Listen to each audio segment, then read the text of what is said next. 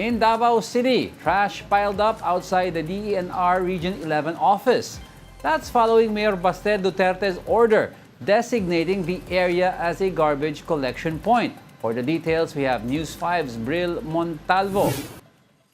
Bril, saan ba nang ugat ang utos ni Mayor Baste? Alam mo, Angelo, kaliwat kanan nga ng mga gabundok na mga basura ang makikita sa iba't ibang lugar dito nga sa Davao City matapos suspindihin ang operasyon ng Davao City Sanitary Landfill.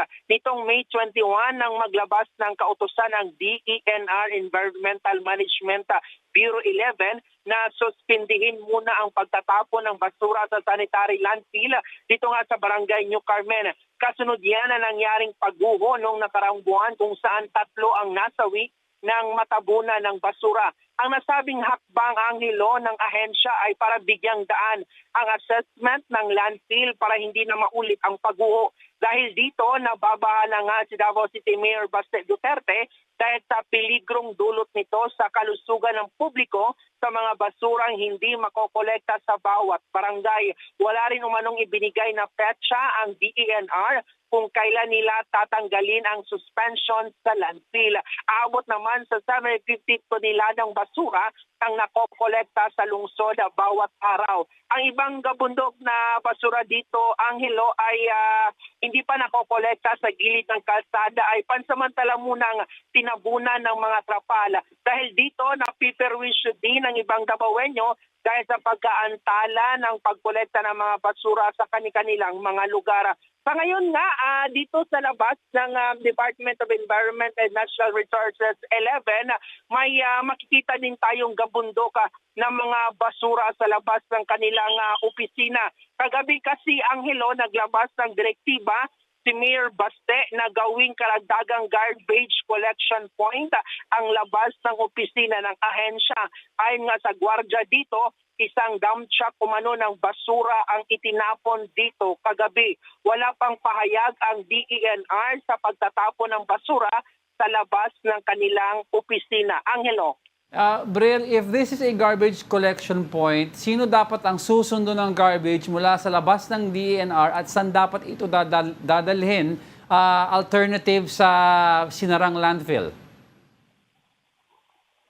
Alam mo, Angelo, yan nga ang problema ngayon dito sa Davao City kasi suspendido pa rin ang operasyon ng Davao City Landfill at itong kalapit na bagong landfill ay hindi pa fully operational at ginagawa pa sa ngayon. So ngayon, problema ng mga taga Davao ngayon at ng Davao LGU ay wala pa silang alternativa na lugar or landfill na matatapunan nitong mga basura dito sa lungsod. Kaya problema ngayon ng LGU na naghumingi sila ng sa DNR na i-lift na itong suspension ng nasabing operasyon sa sanitary landfill. And ayon nga sa DNR, patungkol naman sa sanitary landfill, sinabi ng ahensya na babawiin lang nila ang suspension order sa Davao City sanitary landfill kapag nakompleto na ang nararapat na safety at engineering measures sa lugar. Kasi sa ngayon, Angelo, itong Davao City sanitary landfill ay ongoing pa itong kinukumpuni ng DNR at ng City Environment and Natural Resources Office para nga maging safety na kung mag-ooperate ito ulit. So para klaro tayo, Bril, no, before we move on, Davao City relies on one sanitary landfill para sa lahat ng basura niya?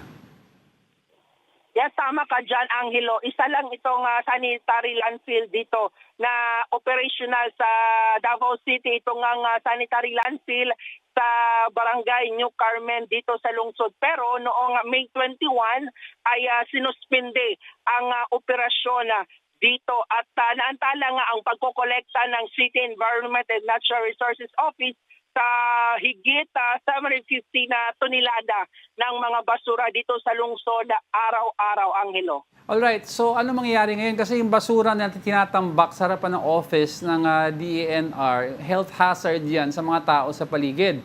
So may plano ba si Mayor Baste or at least yung DENR office na ilipat sana yan para hindi maging perwisyo, ika nga?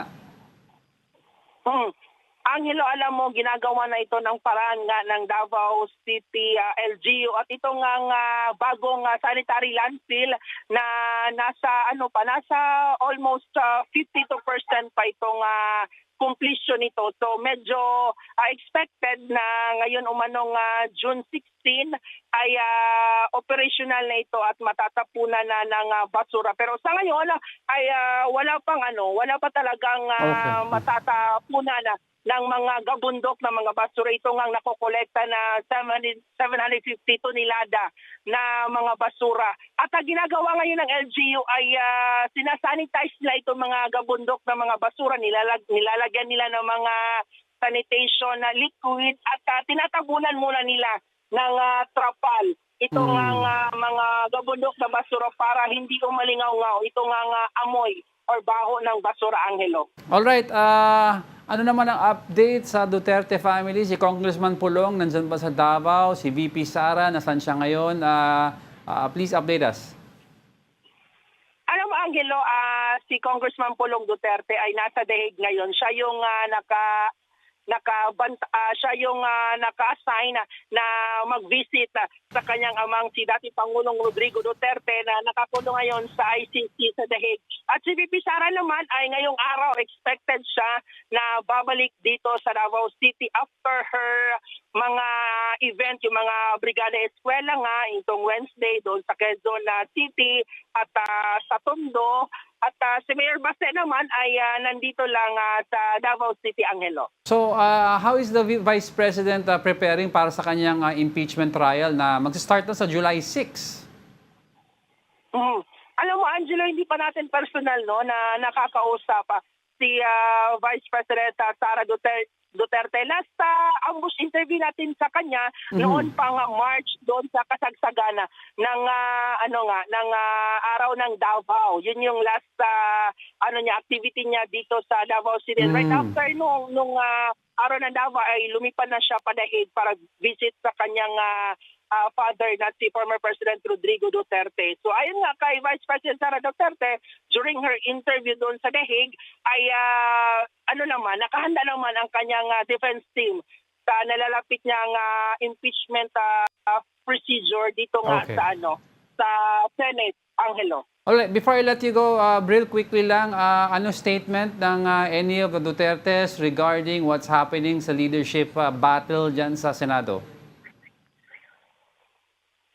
Alam mo, Angelo, nagpalabas na ng pahayag itong si Congressman Pulong Duterte at sabi niya ay parang napupuka, particular itong mga sundalo. Kasi nga itong recent na Senate Blue Ribbon Committee na pinamumunuan ng Cayetano Black, ito nga ang 18 Marines. So pinapanawagan niya sa mga general, mga kasundaluhan, mga opisyal ng gobyerno na magising na sa katotohanan ito nga nangyayaring korupsyon ngayon sa gobyerno, especially itong flood control scandal, Angelo. All right, thank you for the update. Davao-based News 5 correspondent Bril Montalvo.